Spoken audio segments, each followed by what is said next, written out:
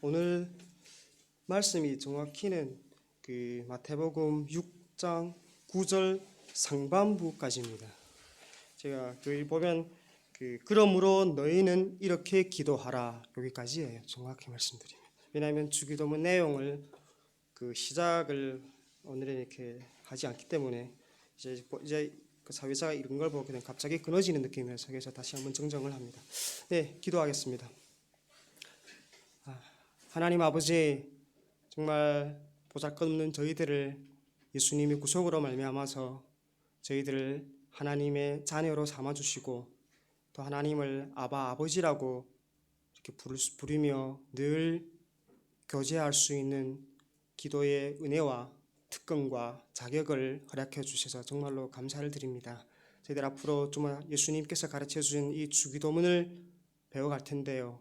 정말 주기도문을 우리가 배우면서 정말 하나님께서 우리한테 부여하신 이 기도가 도대체 무엇이며 또 기도를 우리가 어떻게 해야 되며 더 나아가서는 하나님께서 우리가 기도를 통하여 도대체 무엇을 이루기를 원하시는지를 배우고 또 실천해가는 그런 복된 시간 될 수 있도록 은혜를 베풀어 주시옵소서.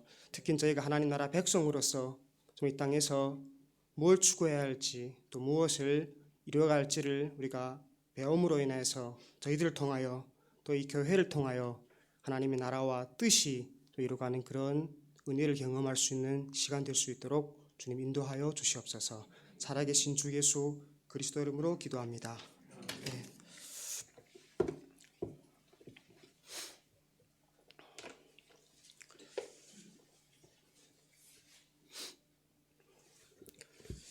그리스도인들 가운데는 기도의 중요성을 부인하거나 또 기도해야 한다는 의식이 없이 살아가는 사람은 거의 없을 겁니다. 그런데 중요한 것은 많은 사람들이 기도를 부담스러워하고 또 기도해야 한다는 그 의무감과 또 기도를 제대로 하지 못한다는 죄책감에 눌려 있다는 사실입니다. 이런 문제는 우선적으로 제가 생각해 보니까 기도가 무엇이고 또 어떻게 하는지를 잘 알지 못하는 데서 비롯되었다고 생각합니다. 그래서 이제부터 저희는 예수님이 가르쳐 주신 이 주기도를 통해서 기도의 의미와 기도의 올바른 방식을 이렇게 살펴보려고 합니다. 아직은 정확히 몇 번에 나눠서 이 주기도 말씀을 전할지는 아직 결정하지 못했습니다만 최소 한 10번 정도에 이렇게 나눠서 이번 주기도를 이렇게 살펴볼 계획입니다. 그래서 오늘은 그 주기도의 배경을 통해서 이 주기도가 무엇이고 또 우리가 어떻게 주기도를 대해야 할지 이런 서론적인 말씀을 좀 전달드리도록 하겠습니다. 저는 그 주기도에 대한 설교를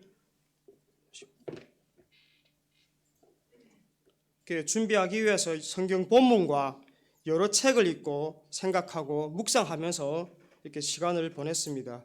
그 과정에서 저는 이 기도가 얼마나 진귀하고 보배로운 선물인지를 다시 한번 깨달았어요.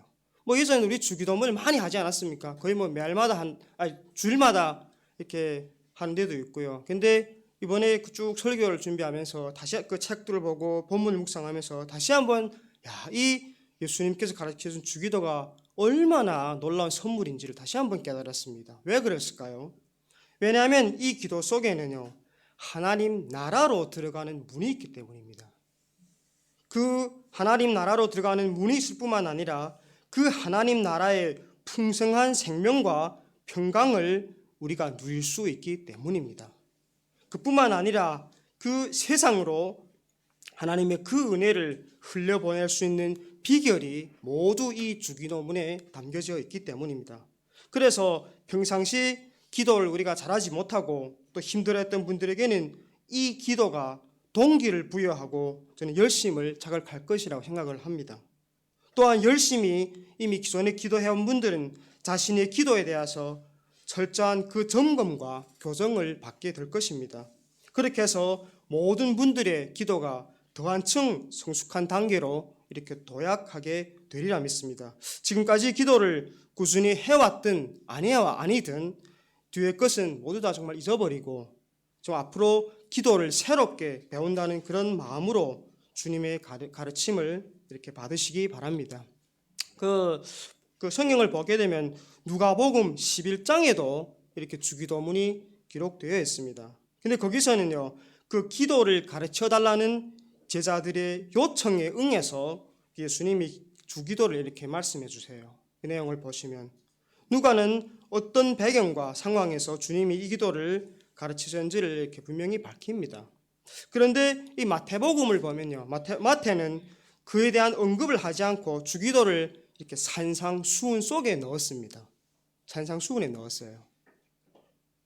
뭘까요? 주기도를 교훈적 목적을 위해서 이렇게 배치했다는 겁니다. 마태는 이 산상수훈을 통해서 이 구약에서부터 대망하고 그리스도로 말미암아 도래한 이 하나님 나라와 그 의가 무엇인지를 이렇게 증거합니다. 이 산상수훈의 대주제는 하나님 나라입니다. 산상수훈을 하나님의 나라의 대헌장이라고 이렇게 부르기도 합니다. 여기서 마태는 유대인들이 지닌 그 잘못된 개념을 바로잡고 하나님 나라의 원리와 의가 무엇인지를 밝히기 위해서 특별히 이 대조법을 이렇게 도입을 합니다. 유대인들이 추구하는 그 율법적 의로움과 하나님 나라가 요구하는 마음에서 우러나오는 그 의로움, 이 위선과 참된 경건을 이렇게 극명하게 대비시키는 것이 우리 산상수훈의 특징이에요.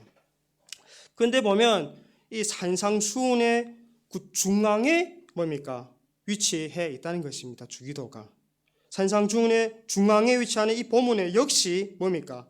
이 외식으로 치우친 어찌 보면 유대인의 기도와 또 대조되는 바른 기도의 이렇게 그 전형을 이렇게 제시를 합니다. 그래서 보게 되면요, 이 주기도에는 하나님 나라를 향한 갈망과 부르짖음이 고스란히 녹아 이렇게 있습니다. 이 기도는 하나님 나라의 백성이 어떤 존재인지 그 정체성을 이렇게 확실히 밝혀줍니다. 하나님 나라 백성이 살아내야 할 삶의 근본 원리와 또 이들이 우선적으로 추구하는 비전 그리고 가치, 목표가 무엇인지를 우리한테 제시해 준다는 사실입니다. 그런 의미에서 보게 되면 이 주기도는요, 어찌 보면 참된 기도의 원형이고 기초라고도 할 수가 있습니다. 이렇듯 하나님 나라 핵심에 뭐가 있습니까? 주기도가 이렇게 놓여 있습니다. 그래서 주기도를 통하여 우리는 이 땅에 임한 하나님의 나라의 그 실체 속으로 우리가 들어가고 그 나라의 능력과 은혜를 우리는 맛볼 수 있다는 것입니다.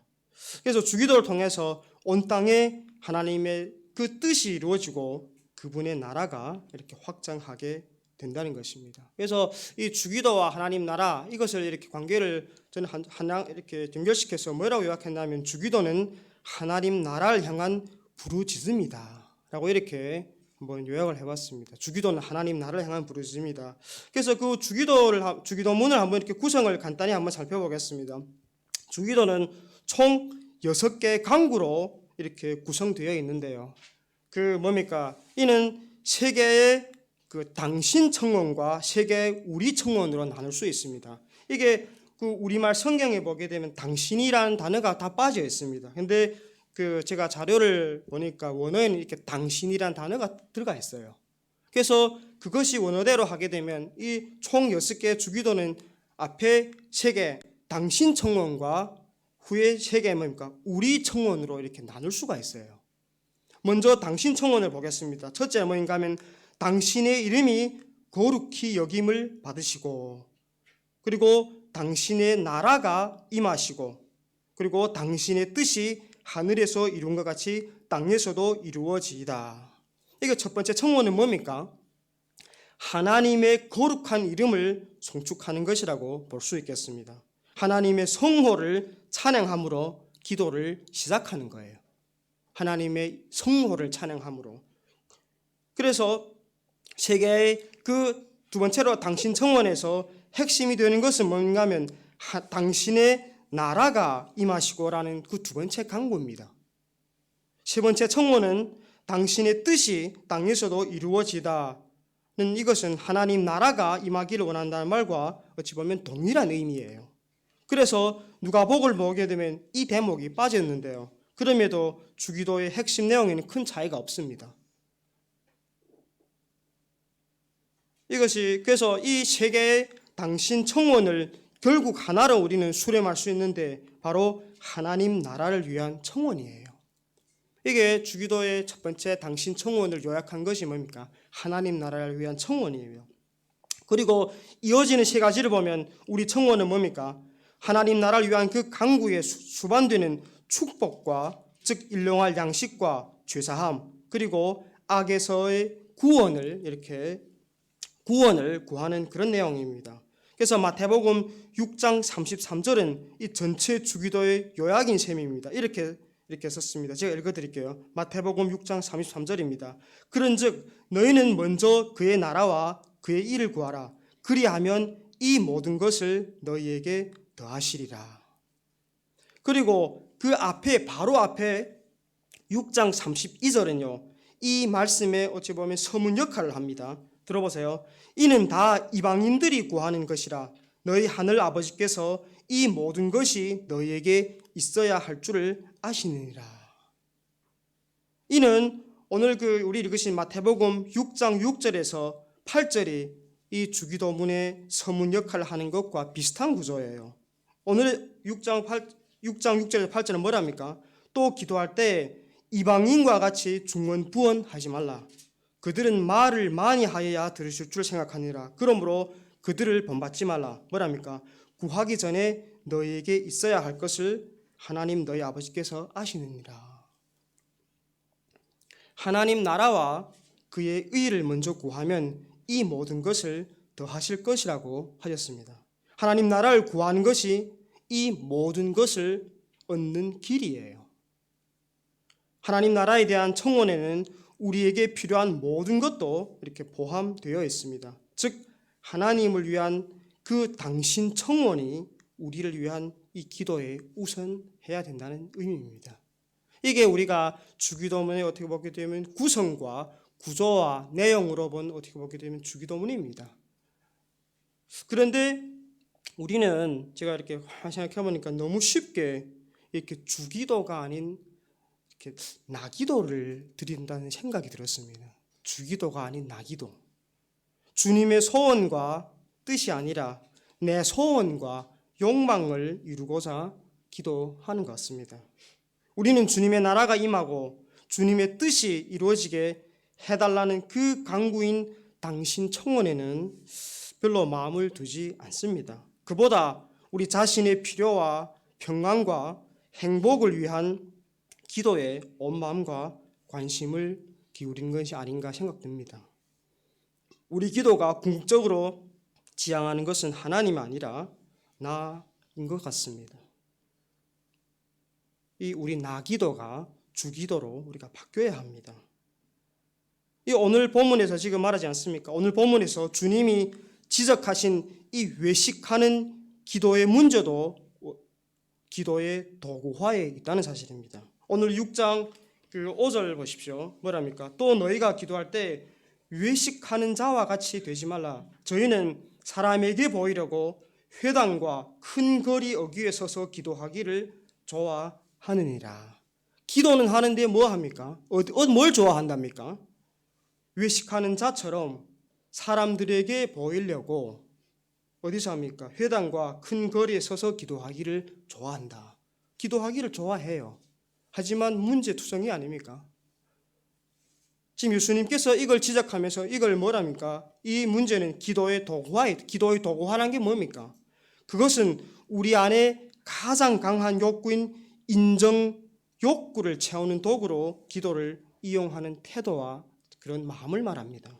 세상에서 복받고 성공하기 위한 도구로서 기도를 이용하는 것도 있겠지만 그것은 그래도 좀 순진한 편에 속한다고 생각해요. 그보다 더 이렇게 심각한 것은 기도를 많이 하는 신령하고 경건한 사람들이 평판과 그 기도를 많이 한다는 영광을 얻으려는 그 은밀한 욕망에서 기도를 도구화하는 것은 저는 좀 더 심각한 영적 탈선이라고 생각합니다. 저는 이것은 기도하는 사람들이 기도 안 하면 모르지만 기도하는 사람들이 빠지기 쉬운 위험인데요. 정말 높은 수준의 경건을 갖춘 사람만이 범할 수 있는 과오라고 생각합니다. 기도에서 항상 따라오는 유혹은요, 보이지 않는 하나님보다 당장 눈앞에 보이는 사람을 더 의식하는 것입니다. 하나님보다 사람으로부터 그 인정과 영예를 얻기 위해 하나님이 아닌 사람들이 듣도록 기도한다는 거예요. 이게 외식하는, 그렇기 때문에 외식하는 이 기도의 문제는 기도의 대상이 바르게 설정되지 않은 데 있습니다. 기도의 대상이 누굽니까? 우리는 하나님이라 하지 않습니까? 근데 기도의 대상은 뭡니까? 나예요. 사람들한테서 나는 기도를 많이 한다, 기도를 잘한다는 그런 평판, 기도를 통해서 영광을 하나님께 돌리는 것이 아니고 내한테로 돌리는 그런 인정 욕구를 채우는 도구로 쓰는 것이 외식하는 자의 기도의 문제라는 것입니다. 그래서 여기에 대해서 예수님께서 무슨 이렇게 해결안을 이렇게 제시합니까? 뭐랍니까? 그래서 주님은 제자들에게 어디 가서 기도하랍니까? 골방에 들어가서 기도하라고 하지 않습니까? 오늘 6절 보십시오. 너는 기도할 때 내 골방에 들어가 문을 닫고 은밀한 중에 계신 내 아버지께 기도하라. 물론 주님은 공중기도의 가치를 폄하하고 골방 기도만 참 기도라고 말씀하시는 것은 절대 아닙니다. 그 말씀의 핵심은 뭡니까? 은밀한 곳에 함께 계시는 우리 아버지께 기도하라는 것입니다. 보이는 사람들에게 들리도록 기도하지 말고 보이지는 않지만 분명히 현존하시는 하나님 아버지께 기도하라고 하신 것입니다. 이것이 모든 기도의 근본 원리입니다. 많은 사람 앞에서도 은밀한 골방에 있는 것처럼 하나님 아버지를 의식하고 주님께 기도해야 합니다. 사실 사람들 가운데서 저는 기도하는 것이 골방에서 기도하는 것보다 저는 어렵다고 생각합니다. 사람들 앞에서도 사람보다 하나님을 더 의식하고 기도할 수 있다면 저는 그것이 상당한 수준의 경건에 이르렀다고 볼 수가 있습니다. 그렇게 하려면, 기도하려면 은혜가 정말로도 충만해야 합니다. 하지만 우리는 홀로 기도할 때가 있고 또 함께 이렇게 기도할 때도 있습니다. 그래서 저는 이런 시각에서 보게 되면 우리 신앙생활은요, 이 홀로와 이 함께의 균형이 잘 이렇게 유지되어야 한다고 생각해요. 홀로와 함께. 홀로 혼자서는 기도하지 않으면서 사람들 앞에서만 멋지게 기도한다면 분명 문제가 있습니다. 혼자는 기도 안 하는데 사람들 앞에서 기도 너무 잘하는 사람이 있을 수가 있어요. 이것도 문제입니다. 홀로 하든 함께 하든 그 기도의 대상과의 관계가 제일 중요합니다. 기도는 뭐랍니까? 예수님께서 은밀한 중에 계신 아버지께 하는 것이기 때문입니다. 그런데 홀로 하는 기도는 있어도 제가 이거 쭉 이제 오늘 이 배경하고 주기도문 내용을 이렇게 쭉 연결하면서 우리가 홀로 하는 기도는 있어도 이렇게 개인이 고립되는 기도는 없어야 된다고 생각합니다. 그게 무슨 말입니까? 왜냐하면 진정한 기도는 공동체적 기도이기 때문입니다. 나만을 위한 기도가 아니라 뭡니까? 우리를 위한 기도라는 사실이에요. 이제 다음 주부터 그 주기도문을 시작하게 되면 여기서 뭡니까? 나를 안 쓰고 뭘 써요? 우리를 씁니다. 우리. 여기서 배경에서 지금 예수님께서 골방에 들어가라고 기도하니까 가끔 오해할 수 있어요. 아, 기도는 혼자서 가만히 방에 들어가 하는 게구나. 혼자서. 근데 제가 아까 말씀드렸어요. 홀로 기도는 있어도 고립된 기도는 없어요. 왜요? 진정한 기도는 공동체적 기도이기 때문에 그렇습니다. 나만을 위한 기도가 아니라 우리를 위한 기도. 혼자 기도할 때도 우리는 우리라는 공동체로서 기도해야 하는 것입니다. 교회로서 하나님 나라의 백성으로서 우리는 지금 기도하는 것입니다. 골방에서 홀로 기도할 때도 우리는 교회 형제자매님들과 함께 기도합니다. 개인의 소원만 구하는 것이 아니라 공동의 소원과 갈망을 간구하기 때문입니다. 그래서 이제 주기도를 보면요, 내 아버지가 아니라 뭐랍니까? 우리 아버지로 이렇게 시작을 합니다. 주기도는 개인주의 영성을 철저히 배격한다고 생각합니다. 개인주의보다 기도의 본질을 왜곡하는 것이 없습니다. 자신을만을 위한 기도를 많이 할수록 얼핏하면 이기적이고 교만한 사람이 되기 쉽습니다. 반면 우리를 위한 기도를 많이 한 사람일수록 우리를 사랑합니다. 형제자매를 이렇게 사랑합니다. 주님의 교회를 사랑하게 되어 있습니다. 하나님 나라의 백성들을 사랑하게 되어 있습니다. 그래서 그런 의미에서 보게 되면 이 주기도는요, 우리가 드려야 할 이 공동의 강구가 무엇인지를 알려주는 내용이기도 합니다. 주기도는 우리의 뜻과 하나님의 뜻이 하나가 되게 하는 동시에 수직적으로 또 수평적으로 형제 자매의 뜻이 서로 하나가 되게 하는 것이 주기도예요. 형제 자매가 사랑으로 연합하는 것입니다. 주기도는 주님의 한 몸을 이루는 비결이에요. 하나님은 서로 뜻이 하나 된 이 거대한 무리인 하나님 백성이 함께 드리는 이 주기도를 통해서요, 이 세상을 자신의 뜻대로 빚으며 역사해 가시고 운행해 가신다는 사실입니다. 그리고 예수님은 또 오늘 본문을 보게 되면 뭐라 말합니까? 주기도를 가르치실 때 이방인처럼 중언부언하지 말라고 하셨습니다. 오늘 그게 7절입니다. 보십시오. 또 기도할 때에 이방인과 같이 중언부언하지 말라. 저희는 말을 많이 하여야 들으실 줄을 생각하느니라. 근데 요즘은 이 바로 그 주기도가 이렇게 중언부언하는 어떻게 보게 되면 기도의 대표적인 예가 된 것이 아닌가 싶습니다. 이 의미 없이 이렇게 되뇌는 그런 주문처럼 말입니다. 그래서 종교개혁자 마틴 루터는 뭐라 했냐면 이 주기도문이 역사상 가장 끔찍한 순교자라고까지 말했습니다. 왜 그랬을까요? 그만큼 이 주기도가 오용되고 남용되고 있다는 뜻입니다. 오직 그 주기도의 참된 의미를 가슴에 새기고 온 마음을 다해 이 기도를 드릴 때 비로소 이 교회가, 이 땅의 교회가 영적으로 다시 살아날 것입니다. 그 초기 교부 테르툴리아누스라는 그 사람은 주기도를 뭐라 했냐면 복음의 요약이라고 이렇게 말했습니다. 복음의 요약. 왜냐하면 주기도는 복음을 함축할 뿐만 아니라 복음에 또 기초하기 때문입니다. 주기도는 주님이 십자가에서 고난받으신 대가로 우리에게 주신 저는 선물이라고 생각합니다. 기도는요, 우리가 공을 쌓고 정성을 들임으로써 이렇게 위에서 위로 올라가는 상승작용이 아니라 위에서 내려오는 저는 은총이라고 생각합니다. 그 7절에서 지금 예수님께서 이렇게 지적하는 기도의 본질이 뭡니까? 저희는 말을 많이 하여야 들으실 줄을 생각한다. 이게 중언부언이라는 것이 포인트가요, 반복이 문제가 아닙니다. 우리는 반복할 수 있지 않습니까? 한 가지 내용. 근데 반복이 문제가 아니라 뭡니까? 의미 없는 말을 기계적으로 많이 하는 것. 한마디로 장황하게 하는 것. 근데 왜 그렇게 할까요? 이게 당시 이방인들은 그런 사상이 있었어요. 아무 신이나 관계없이 본인들이 말을 많이 하면 어느 시든지 감동을 받아서 그것을 누구든지 그걸 들어서 응해 줄 거다. 이런 이렇게 사상을 갖고 있었습니다.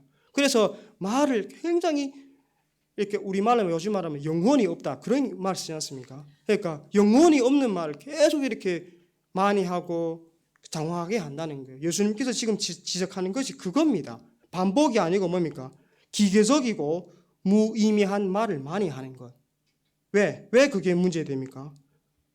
우리 하나님은 뭡니까? 우리가 말을 많이 해가지고 들어주기 싫은 것을 들어주는 그런 분이 아니지 않습니까?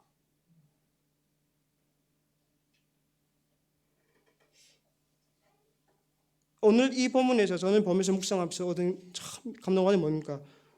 우리가 주기도를 선택한 것이 아니라 주기도가 우리를 기도자로 선택을 했다. 저는 이것이 가장 은혜스러운 내용이었습니다. 우리가 막 공을 쌓아가지고 말을 많이 해서 하나님을 설복시키고 감동시켜서 뭘 은혜를 받아내는 것이 아니라 뭡니까? 하나님께서 먼저 뭡니까? 우리를 기도자로 선택했다는 것. 우리에게 이 기도를 드릴 수 있는 자격을 부여하며 이 기도를 통해서 뭡니까? 모든 특권을 누리도록 허락했다는 사실입니다. 그래서 저는 주기도가 정말 하나님께서 우리한테 주신 진귀한 선물이고요. 우리를 찾아온 기도라고 이렇게 생각을 합니다. 예수님이 십자가에서 피를 흘려 우리 죄를 씻으시고 양자로 삼아 주셨기 때문에 우리에게 하나님을 아버지라고 부를 수 있는 자격이 주어진 것입니다. 우리가 아버지를 부를 때 하늘 아버지가 성령으로 우리 가운데 이렇게 임재하십니다. 그런 의미에서 보게 되면 기도는 무슨 표현입니까? 저는 믿음의 표현이라고 생각합니다. 예수님의 그 구속 사건으로 말미암아서 우리가 하나님의 자녀가 되고 하나님이 우리의 위로운 아버지가 되셨다는 그 복음의 진리를 확신하는 일은 사람들은 기도하지 않을 수가 없습니다. 그리스도 안에서 이제 하나님 나라가 임했다는 그 복음을 참으로 알고 믿는 사람은 하나님 나라를 갈망하고 추구합니다. 우리는 진리를 아는 만큼 믿는 만큼 기도하게 되어 있습니다. 복음을 통해서 하나님과 자신을 바로 아는 데서 이렇게 기도가 나옵니다.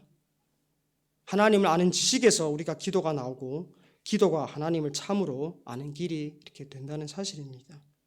그리고 또 기도는 참 믿음의 표현 동시에 저는 이렇게 사랑의 행위라고 생각합니다. 아버지를 사랑하지 않는 자녀는 아버지를 즐겨 찾지 않습니다. 사랑하지 않는 대상과 교제하는 것은 지겨운 일이기 때문입니다. 하나님 나라를 사랑하고 갈망하지 않는다면 하나님 나라가 임하도록 간절히 기도할 필요도 없습니다. 또한 서로 사랑하지 않는 자녀들은 아버지라는 이름을 부를 수가 없습니다. 형제자매를 용서하지 않으면서 자기 죄를 용서해달라고 기도할 수도 없습니다. 형제자매를 사랑하지 않고 상대 행복에 별 관심이 없다면 우리는 그들 위해 간절히 기도하지 못할 것입니다. 그래서 참 기도는요, 믿음의 행위이자 또한 사랑의 행위입니다. 기도는요, 또한 자신을 뛰어넘어 남을 위해 사는 저는 방식이라고 생각을 합니다. 기도는 자기의 필요만을 위한 것이 아니라 어찌 보면 온 세상을 부둥켜 안는 행위입니다. 하나님에 대한 지식, 그리고 하나님 나라에 대한 갈망과 추구, 이웃에 대한 사랑, 이 모든 것이 기도에 응축되어 있습니다. 어찌 보면 기도에서 우리 자신이 충분히 드러납니다. 내가 지금 무엇을 중요하게 여기며 갈망하는지, 무엇을 우선적 관심을 갖고 사는지, 내 영혼의 상태가 어떠한지가 모두 기도에서 이렇게 나타납니다. 그렇기 때문에 참 이 주기도를 바르게 드리는 것이 어찌 보게 되면 우리의 신앙의 회복과 부흥의 핵심이라는 생각이 듭니다. 그래서 루터는 이런 말을 했습니다. 신앙은 기도이고 오직 기도다라고 말할 정도까지 기도를 이렇게 강조했습니다. 그래서 저는 이렇게 기도를 쭉 이렇게 보면서 우리가 기도를 이렇게 이렇게 중요한데 어떻게 배울까? 저는 이 교회가 정말 우리가 기도를 배울 수 있는 가장 좋은 곳이라고 저는 생각합니다. 왜 그럴까요? 교회가 기도의 집이기 때문에 그렇습니다. 우리가 뭐 주일학교에 다닐 때부터 아니면 청년 시절부터도 기도를 많이 이렇게 해왔지 않습니까? 하지만 우리가 기도를 정말 가장 바르게 참되게 배울 수 있는 것이 저는 교회라고 이렇게 생각을 합니다. 그렇기 때문에 우리는 이렇게 주일학교 때부터 다닐 때부터든지 아니면 청년 시절부터든지 언제든지 이렇게 기도를 교회에서 배워야 됩니다. 이게 왜 배운다는 단어를 제가 사용하냐면요. 이게 운동도 그렇고 무엇인지 우리가 습관으로 이렇게 몸에 배이지 않으면 하기가 싫고 무척 어렵습니다. 그렇지 않습니까? 저는 기도도 마찬가지라고 생각해요. 기도도 우리가 가만히 있으면 막 기도가 잘 되고 그럴 때도 있습니다. 저는 뚜물뚜물 이렇게 출근하다 운전할 때 막 기도하고 싶을 때 뚜물뚜물 1년에 몇 번 생겨요. 이렇게 기도를 할 때도 있는데 그런 때가 드뭅니다. 하지만 그래서 우리는 기도를 배우고 몸에 배이도록 습관하고 훈련을 해야 된다는 의미입니다. 기도도 몸에 뵐 때까지 익숙해지지 않으면 저는 되게 고역이더라고요. 기도를 뭐 한 몇 분 하고도 막 할 말이 없어지는 것 같고 또 같은 말을 막 되뇌는 것 같고 그런데 그렇습니다. 왜? 아니면 기도가 몸에 배이지 않아 그렇습니다. 그래서 정말 교회에서 무엇보다 바르게 기도하는 법을 우리는 배워야 됩니다. 그래서 예수님이 뭡니까? 우리에게 지금 어떻게 기도해야 할지를 이 주기도를 통해서 우리한테 가르쳐 주셨습니다. 우리가 교회에서 기도를 배울 때 또 교회 안에 거하시는 이 기도의 영이신 성령님도 우리를 올바른 기도를 배울 수 있도록 우리를 인도하시고 도우신다는 사실이에요. 이게 굉장히 중요합니다. 왜냐하면 기도의 성령님은 기도의 영이세요. 그 교회 안에 거하시는 그 기도의 영이신 성령님께서 우리가 교회에서 기도를 배워갈 때 우리를 어떤 게 바른 기도인지를 배워주고 인도해주고 도와주신다는 사실입니다. 성령님은요, 예수 그리스도의 구속으로 말미암아 하나님이 우리 아버지가 되셨다는 그 복음을 우리로 하여금 확신하게 하시고 우리가 영혼 깊은 곳에서 아빠, 아버지를 향한 그 부르짖음이 솟구쳐 올라오게 하십니다. 기도는요, 우리가 성령으로 거듭났다는 표시고 또한 하나님 나라의 백성이 되었다는 분명한 증거입니다. 성령님은 그리스도 안에 임한 하나님의 나라의 그 실체 그리고 하나님 나라 임재와 통치를 경험하게 하며 하나님 나라의 더 온전한 도래를 이렇게 갈망하게 합니다. 그래서 참 그런 말이 있습니다. 습관이 영성이다라는 그런 책을 예전에 본 적이 있는데 이게 뭔 말입니까? 습관이 영성이다. 그 말은 요약하면 진정한 영성과 성품은 습관을 통해 이렇게 배양된다는 이런 취지예요. 기도를 우리의 충동적 갈망에만 맡겨버릴 수가 없습니다. 충동과 감동만을 따라 기도하면 지속적인 기도의 습관이 이렇게 자리 잡지 못합니다. 그래서 뭡니까? 우리는 감정에 의존하기보다는 습관적으로 의무적으로 이렇게 기도할 필요가 있습니다. 이런 걸 말하면 또 율법적이라, 근데 이게 율법적이라 볼 수가 없어요. 우리의 대부분 중요한 일은 뭡니까? 우리 습관으로 하지 않습니까? 먹고 마시고 출근하고 공부하고 운동하는 그런 일도 습관으로 진행됩니다. 기도도 우리 매일의 습관이 이렇게 되어야 이렇게 되겠습니다. 그래서 만약 정말 기도를 혼자 배우기 어렵다면 지금부터 이제 다음부터 우리 주기도문 이런 그 강해를 통해서 교회에서 함께 기도를 이렇게 배워 가시기 바랍니다.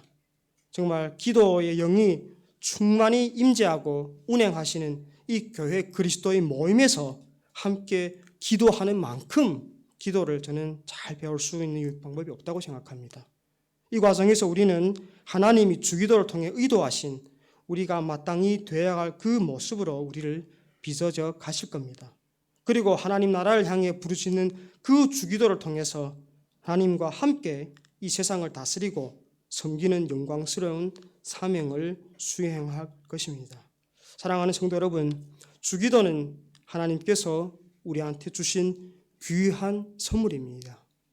주기도의 참된 의미를 바르게 깨달아서요, 정말 우리도 바르게 기도할 수 있고 또 그로 말미암아서 하나님 나라의 그 풍성한 은혜를 경험하는 저와 여러분들이 되시기를 소망합니다. 우리가 기도를 배우는 그 과정에서요, 정말 성령님이 연약한 우리를 도우셔서 우리 안에 다시금 기도를 향한 그 갈망과 부르짖음이 일어나기를 또한 소망해 봅니다. 그래서 이 교회가 하나님의 나라와 뜻이 이루어지는데 기도의 집으로서 사용되기를 주님의 이름으로 소원합니다. 네, 우리 다 함께 오늘 찬송가 635장 하늘에 계신 이런 찬양으로 하나님 앞에 나가겠습니다. 이게 통일은 없습니다. 하늘에 계신 새 찬송가 635장입니다.